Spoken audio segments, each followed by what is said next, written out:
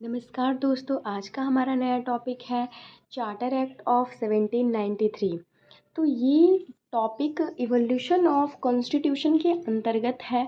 तो आज हम पढ़ेंगे कि चार्टर एक्ट ऑफ 1793 की कौन कौन सी बातें महत्वपूर्ण थी एंड क्या क्या हमें पढ़ना है वो देख लेते हैं।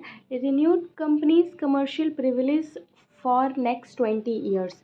तो ये जो एक्ट था वो 20 वर्षों के लिए ईस्ट इंडिया कंपनी को ट्रेड करने के लिए एक प्रिविलेज देती है ब्रिटिश क्राउन के द्वारा।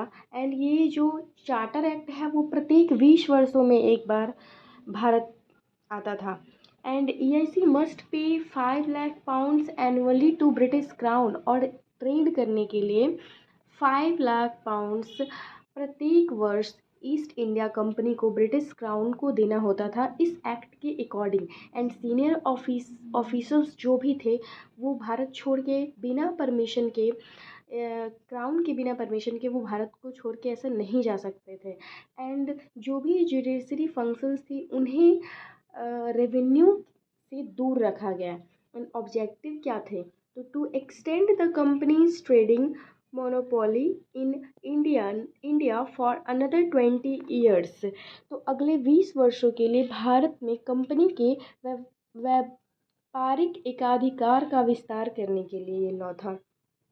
एंड लिमिटेशंस क्या क्या थे इस एक्ट के? तो Indians were not given positions where they could share the influence और अथॉरिटी। तो भारतीयों को ऐसे पद नहीं दिए गए थे जहां वे प्रभाव या अधिकार साझा कर सके। दोस्तों आप देख सकते हो कैसे भारत के लिए ये एक्ट जो था एक तरीके से लॉस था। एंड सेकंड है Indians were excluded to satisfy the demand of English man for lucrative jobs. अच्छी नौकरियों के लिए अंग्रेजी की मांग को पूरा करने के लिए भारतीयों को बाहर रखा गया था। And significance of charter act of 1793, it thus laid the foundation of government by written laws and regulations in British India in place of the personal rule of the past rules।